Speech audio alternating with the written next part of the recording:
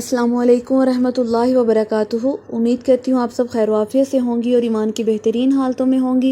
अल्लाह ताला आप तक आने वाले हर शर को खैर में बदल दे, आमीन। आज का हम अपना सबक स्टार्ट करते हैं सूरत तौबा की आयत नंबर 101 से।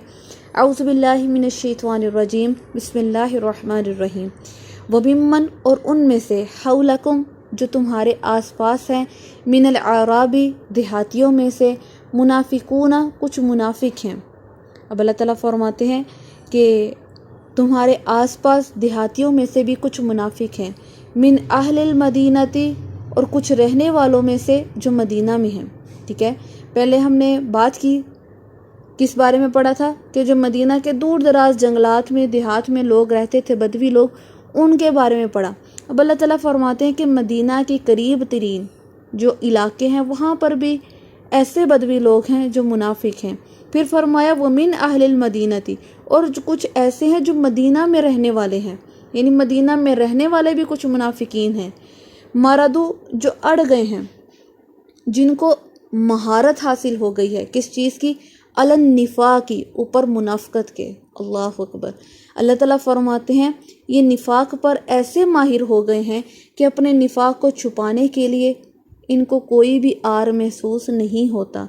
तुम नहीं जान सकोगे, यानी तुम्हें पता ही नहीं चल सकेगा कि सामने वाला मुनाफिक है कि नहीं है। अल्लाह ताला फरमाते हैं ला तालमुहुम, नहीं तुम जानते उन्हें, नहनु नालमुहुम, हम जानते हैं उन्हें। यहाँ पर एक बात वाज़ह तौर पर हमें क्लियर हो गई। अल्लाह ताला ने हर चीज़ को वाज़ह कर दिया। जिन लोगों के ख्याल में ये था कि अल्लाह के नबी गैब का इल्म रखते हैं, तो अल्लाह ताला यहाँ पे बता रहे हैं ला तालमुहुम, तुम नहीं जानते उनको, नहनु नालमुहुम, हम जानते हैं उन्हें। अल्लाह ताला कुल्ली इल्म रखता है। अल्लाह ताला हर चीज़ का इल्म रखने वाला है। गैब का इल्म रखता है, ज़ाहिर का इल्म रखता है। जो चीज़ पोशीदा से पोशीदा तरीन होती है अल्लाह उसको भी जानता है, लेकिन मेरा नबी इसको नहीं जानता। अगर हम ये कह दें कि हमारे नबी सल्लल्लाहु अलैहि वसल्लम गैब का इल्म रखते हैं तो हम ये शिरक करते हैं। ये बात शिरक के ज़ुमरे में आती है।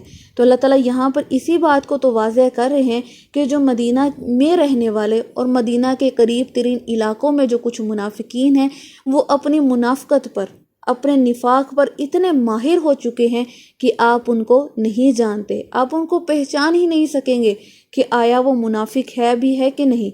लेकिन हम उनको जानते हैं। सनुअज़्ज़िबुहुम, अनकरीब हम अजाब देंगे उन्हें, मर्रतैनी, 2 बार। अल्लाह अकबर।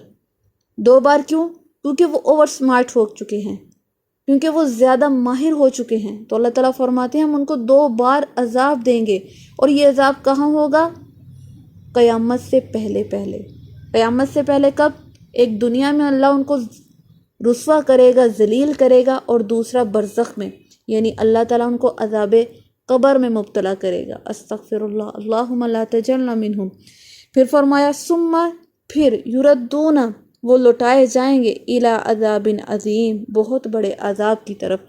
अल्लाहु अकबर, अस्तग़फ़िरुल्लाह कबीरा, अल्लाहुम्मा ला तजअलना मिनहुम। अल्लाह ताला फरमाते हैं ये ऐसे मुनाफिक हैं जो इतने माहिर हो चुके हैं तो उनके लिए अज़ाब भी दुगना होगा। उनको दुनिया में भी जलील और रुस्वा कर दिया जाएगा, फिर मौत के बाद उनको कब्र में भी सुकून से रहने नहीं दिया जाएगा।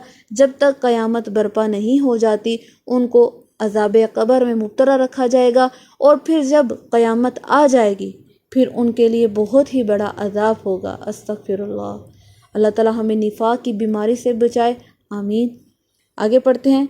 अल्लाह ताला फरमाते हैं व आखरूना, और कुछ दूसरे हैं, नातरफ़ु, जिन्होंने एतराफ़ किया, बिज़ुनूबिहिम, अपने गुनाहों का।